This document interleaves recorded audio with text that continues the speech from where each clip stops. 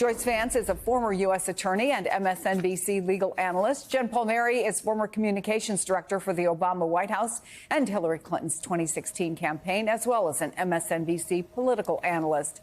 So, Joyce, this morning, Senator John Cornyn said the Alito recording was part of a, and I'm quoting here, campaign of harassment against the court, which is kind of what we just heard from the justice. But I wonder what your reaction is to hearing what Justice Alito has had to say. Right. So people can debate the tactics that were used to obtain this recording.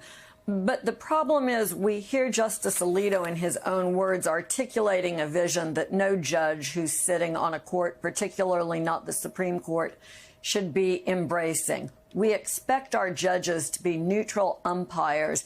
And look, judges are human beings. They have their own personal views. What they're asked to do and what they take an oath to do is to set their personal views aside when they act as judges. So that's the problem here, the conflation of the judge's personal views with the way he sits on the bench.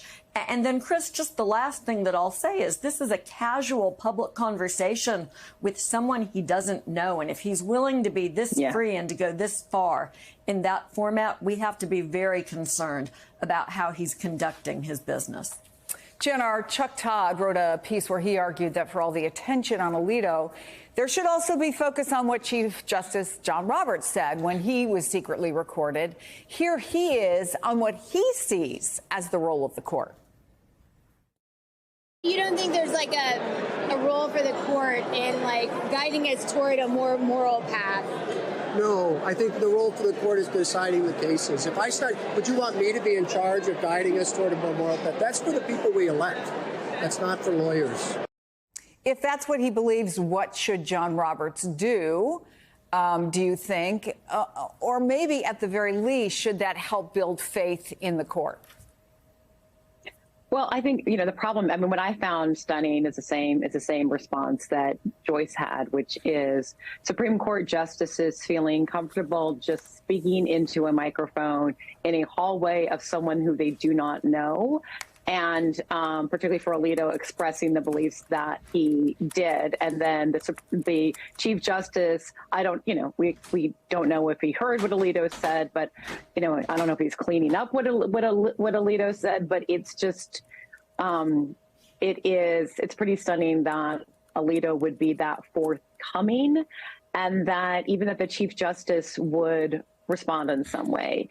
If he wants to actually protect the court in that way, he should be being, we can't know what he's doing behind the scenes, but he should be more aggressive in managing the court, in dealing with the ethics problem, and perhaps siding with the minority sometimes when these questions of, some of these abortion cases, the contraception case that's coming up.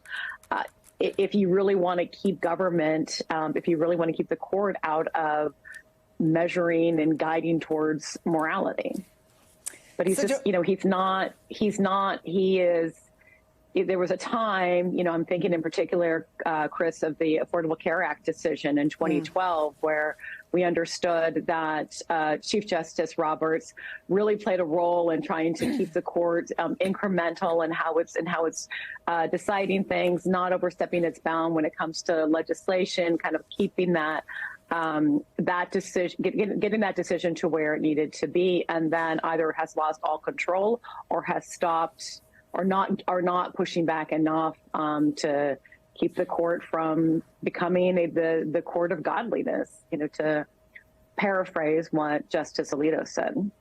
There's been attention on a number of justices, as you well know, Joyce, but also on their wives. In the case of Alito's wife, who he blamed, frankly, for flying the controversial flag, and there were two of them outside their properties.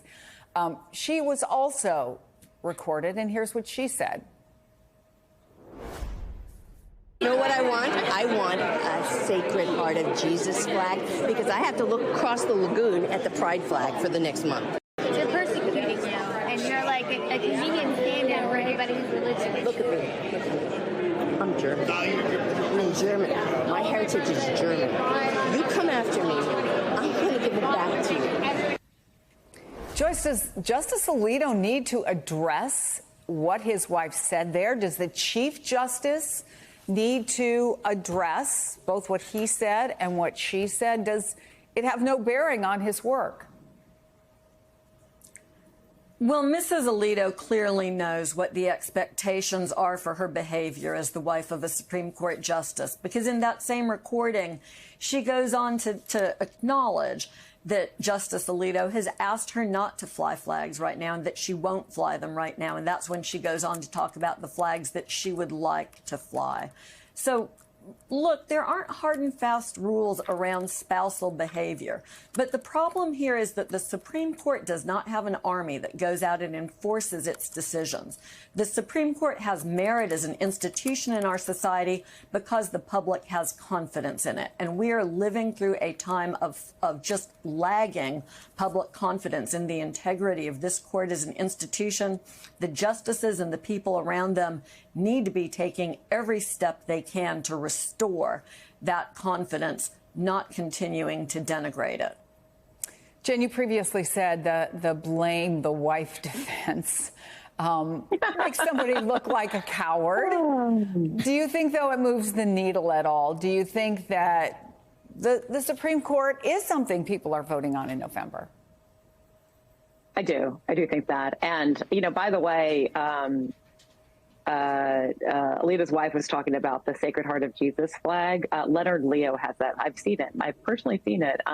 Leonard Leo has that flag hanging outside of his home in Maine.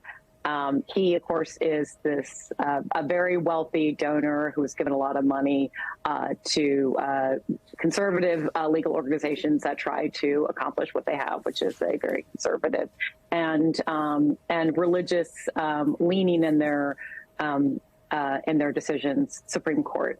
So I do think, you know, it is. I mean, it really is stunning to hear. Justices normally don't don't voice any kind of political opinion at all. And to be so casual with it, I found really shocking, as bad as I thought that the discussions happening behind closed doors in the Supreme Court may be. And I do think it's going to be a vote. I think the Supreme Court's going to be a really big voting issue.